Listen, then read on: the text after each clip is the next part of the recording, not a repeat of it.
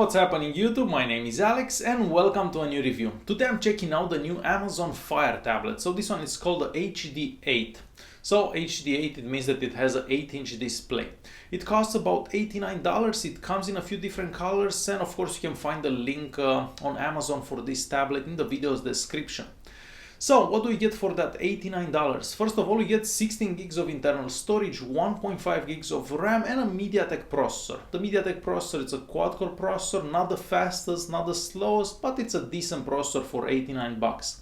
The screen has a resolution of just over 720p, so for the price I think it's a decent screen.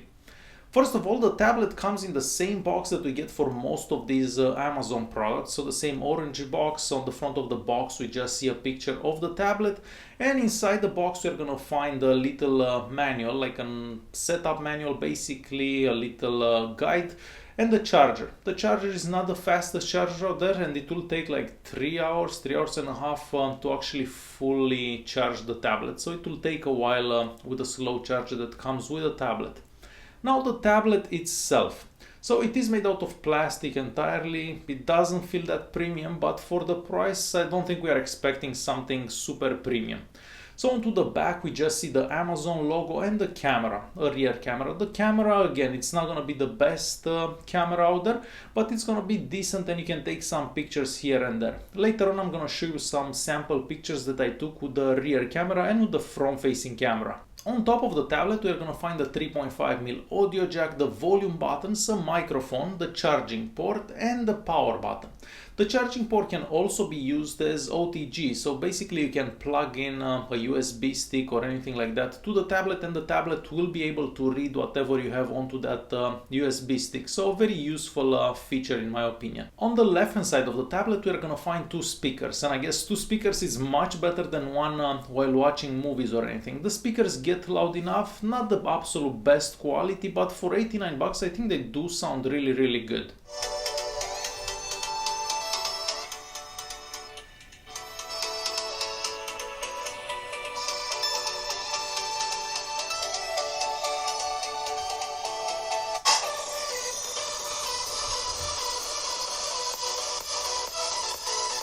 Moving on to the bottom of the tablet, there is nothing there, so we don't have anything there, and onto the right hand side we just have a slot for an SD card. And since I'm talking about the SD card, so you can install an SD card onto this tablet, and then you can install apps onto the SD card.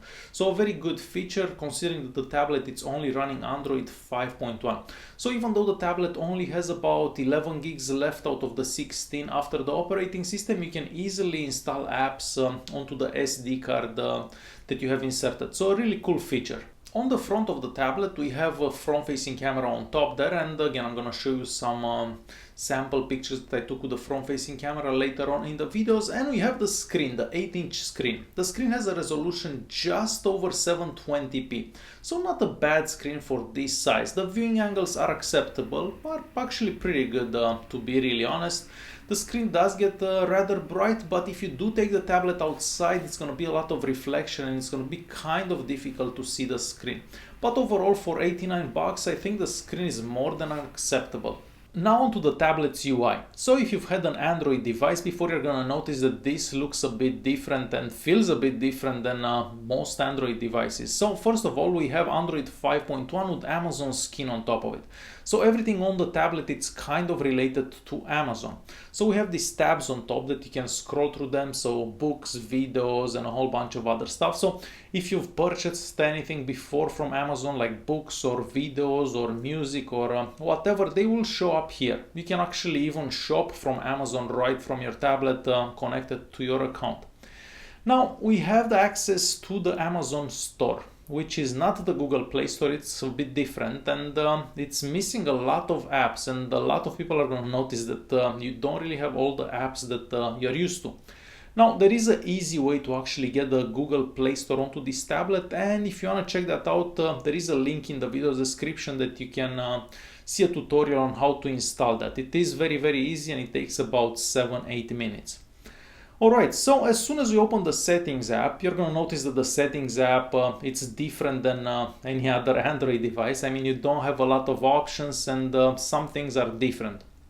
The first thing on top there, it's the Wi-Fi. So you can connect tablet to Wi-Fi. And since I'm talking about Wi-Fi, the bands available for this tablet are the 2.4 and the 5 GHz Wi-Fi networks. So dual band Wi-Fi, and the speeds on Wi-Fi seem to be rather good. I mean, very normal for a device like this. So I'm very happy to see that on Wi-Fi it does work really good. For storage now, so out of the 16 gigs of internal storage, you only have about 10 left. So 10, I guess it could be okay. Keep in mind that you can install an SD card, and you can install apps onto the SD card. And also the speeds for the internal memory are rather good. I mean, I've seen much lower speeds for devices that are much more expensive. Also, that MediaTek processor that we have inside the tablet, it's not the fastest, but it does get rather decent scores on the Antutu benchmarks and on the Geekbench 4. I mean, don't imagine that you're gonna compete to the, like a Galaxy tablet or something, because those cost like 5 times more and have like really good processors. But overall, the speeds for the Antutu benchmark and the Geekbench 4 are appropriate for this tablet. With the CPU app, we can just confirm basically everything that we know about the tablet. So the Android version, the RAM, the internal memory, the screen resolution, temperature for the processor, and so on. So overall, decent for $89 in my opinion. So as I said before, the Google Play Store it's missing. Therefore, we don't have the YouTube app, we don't have Chrome. Instead of Chrome, we can use that Silk browser that comes with the tablet. But keep in mind that you can install the Google Play Store very easy. So once you have that installed, you can actually get the YouTube app from Google, and on the YouTube app everything seems to do really good. The maximum resolution is at 720p. The video does go very smooth, so no issues whatsoever with the YouTube app once installed from the Play Store. Chrome, it's the same. I mean, if you don't like that Silk browser and you like Chrome, Chrome also works really good, no issues. You can zoom in, zoom out. Of course, you have to give the tablet a second or so to actually load, but it does work really good after everything it's loaded. The tablet also works really good for games. At least most games that I've tried on it seem to work really good. So I've tried Real Racing 3, which is a very graphics intensive game, and it does seem to do really good. So most games are kind of made for this kind of a setup, so they're not totally made for like a Note 7 or a iPhone 7 Plus. Most apps are designed with users that don't have very expensive devices in mind, so most games that you're gonna try onto this tablet will do fairly good. So no issues with a lot of games that you can play onto this tablet.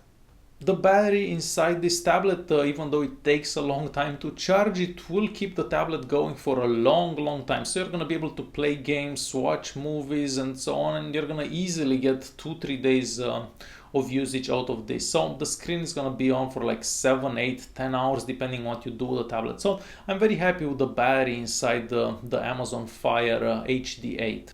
The camera app onto the tablet, it's very simple. We don't have that many options. I mean, you can take pictures with the rear camera and with the front facing camera, and the rear camera takes okay pictures if you have enough light. I mean, the pictures are gonna be good enough for social media, but don't imagine that you're gonna take some absolutely amazing pictures with this tablet.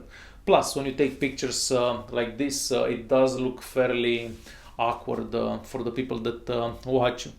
So yeah, the rear camera will take some decent pictures. Now the front facing camera, it's not great. You need a lot of light for the pictures to actually show up fairly good, but for like video calling on Skype or whatever program you may be using, it should be good enough. So for $89, I think the cameras are appropriate. They could be a bit better, but yeah, let's keep in mind the low price of the tablet. And it's time to conclude this video. So this tablet, it's somewhat limited by the fact that it doesn't have the Google Play Store, which, as I said before, you can easily install it if you follow the link in the video's description. Other than that, for $89, as much as this tablet costs, the screen looks rather good. I mean, 720p, it's not a bad screen. YouTube works really good if you download it from the Play Store. Gaming also works really good. The battery lasts quite some time. So for $89, I think this is a really good tablet. I mean, it's gonna do really good for like Christmas and all that stuff for the holiday season, basically, where everybody's just gonna get like an Amazon tablet. As I said before, you can find links for this tablet in the video's description, and of course you can get this with the 32 gigs of internal storage or the 16 gigs of internal storage, depending on your needs. If you do have any questions, feel free to leave a comment down below. If you did like the video, press that like button. Don't forget to subscribe, and I'll see you in the next one. Thanks for watching.